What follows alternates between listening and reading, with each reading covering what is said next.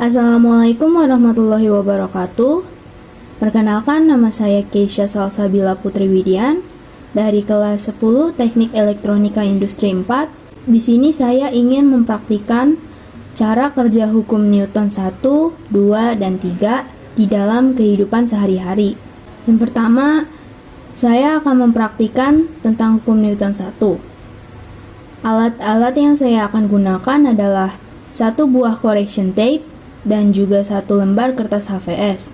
Mari kita buktikan pertanyaan-pertanyaan berikut. Pertanyaan yang pertama, apa yang akan terjadi jika correction tape-nya kita taruh di kertas, lalu kertasnya kita tarik secara cepat? Nah, di sini terbukti bahwa correction tape akan tetap pada posisinya karena tidak mengalami percepatan. Pertanyaan yang kedua, apa yang akan terjadi bila kita letakkan correction tape-nya di atas kertas, lalu kertasnya kita tarik secara perlahan? Bisa kita lihat di sini bahwa correction tape-nya akan tetap mengikuti gerak kertas dikarenakan adanya percepatan atau gaya eksternal yang mengenai correction tape sehingga correction tape tersebut mengikuti gerak kertas. Kedua hal ini sesuai dengan hukum Newton 1 yang berbunyi, setiap benda akan mempertahankan keadaan diam atau bergerak lurus beraturan kecuali ada gaya yang bekerja untuk mengubahnya.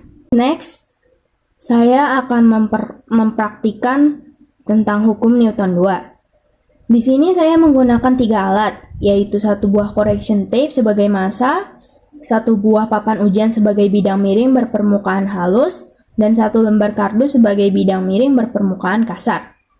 Di praktikum yang kedua ini, saya akan membandingkan manakah percepatan yang lebih besar antara kedua bidang miring yang berpermukaan berbeda. Dan saya juga akan memperlihatkan apa yang terjadi kalau correction tape-nya ditaruh di atas kedua bidang miring yang berbeda permukaan. Pada kedua percobaan tersebut, kita bisa lihat bahwa massa yang diletakkan di atas beban miring yang berpermukaan halus, percepatannya akan lebih besar bila dibandingkan dengan bidang miring yang berpermukaan kasar.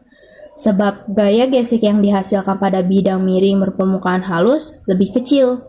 Dan jika massa diletakkan pada bidang miring berpermukaan kasar, gaya gesek yang dihasilkan akan lebih besar. Sehingga percepatan yang dihasilkan lebih besar jika menggunakan bidang miring berpermukaan halus. Ini sesuai dengan bunyi hukum Newton 2, yaitu percepatan yang dihasilkan oleh resultan gaya yang bekerja pada suatu benda berbanding lurus dengan resultan gaya dan berbanding terbalik dengan massa benda. Di praktikum ketiga ini, saya akan mempraktikkan tentang hukum Newton 3. Alat-alat yang saya gunakan adalah bola sepak dan juga dinding. Di sini saya akan melakukan 2 percobaan, yaitu memukul dinding menggunakan tangan dan juga melempar bola ke dinding. Pada saat saya memukul dinding, saya merasakan sakit pada bagian tangan.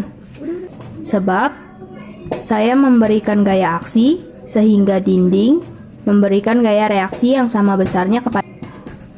Lalu pada saat saya melempar atau memantulkan bola ke dinding, saya memberikan aksi pada bola ke lantai, sehingga lantai juga memberikan reaksi yang sama besar, yang berlawanan arah ke saya. Jadi bolanya memantul. Kedua hal ini sesuai dengan hukum Newton 3 yang berbunyi, gaya aksi dan reaksi dari dua benda memiliki besar yang sama dengan arah terbalik dan segaris. Sekian praktikum dari saya, kurang lebihnya mohon maaf. Wassalamualaikum warahmatullahi wabarakatuh.